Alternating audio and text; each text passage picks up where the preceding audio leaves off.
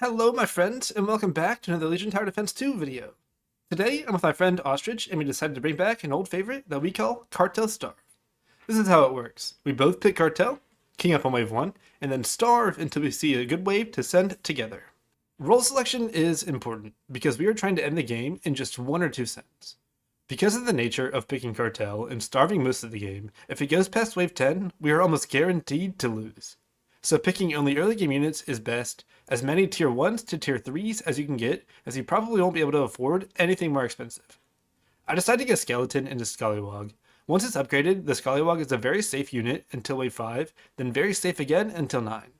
It also takes a long time to hold, and can almost always cover if my ally goes for a small leak. No send into me, but it's okay, I expected something like this and stay 3 workers. I decided to just upgrade to the Scallywog and hard push until wave 5, where I would just drop a Seraphim. Wave 2, and I get tested with the double snail, but it really just prolongs the wave, giving both my ally and I time for some more Mythium. I continue to push, as it's almost impossible for me to leak until that wave 5. So it's actually okay for us to do some pro leaks for some extra Mythium, and I especially try to go for one right before our big send, but look at this guy, doing our job for us. Wave 3, and Ostrich has been starved a bit, and we're expecting a pretty big send, so hopefully we get one of those pro leaks we were just talking about. It's an 80 send, but Goblin Copter and Devilfish split so well, and he just ends up full holding. Alright, it's wave 4, and both teams have some tough decisions to make. And this might get a little convoluted, but stay with me, it's important, and you might learn something. For our team, we see both enemies are pretty strong on wave 5, and much weaker on wave 6, so that's when we decided to go.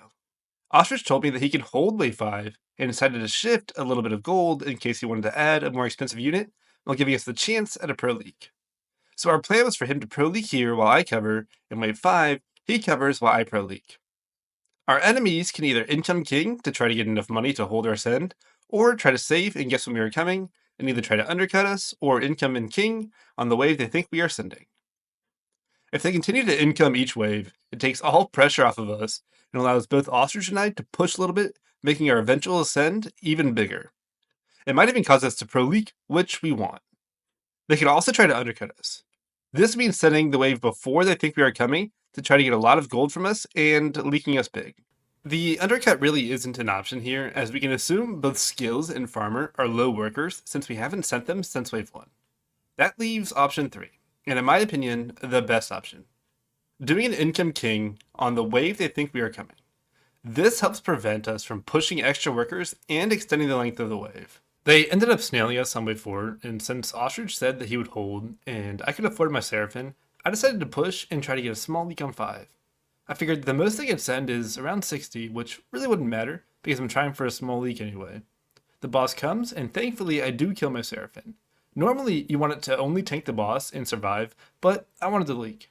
I started at 158 Mythium and leaked at 183. By the time Ostrich killed the wave, I had gotten to 200 and an extra 20 Mythium. The time for the send is finally here. And, well, we have 200 Mythium. What do we send? Ostrich has it easy. Everything on his opponent's board is all very broodable, so he went brutes. I had a choice to make though. I had enough money for the Mimic, which does seem very good. Its Pierce attack melts through both the Swift Defense Rats and the Arcane Defense Cat. He also has Manta, which does way worse the more units there are, as its damage reduction ability only bounces 3 times. I decided to go with Brutes though, for the memes and because of how well they combo with the wave 6 units passive.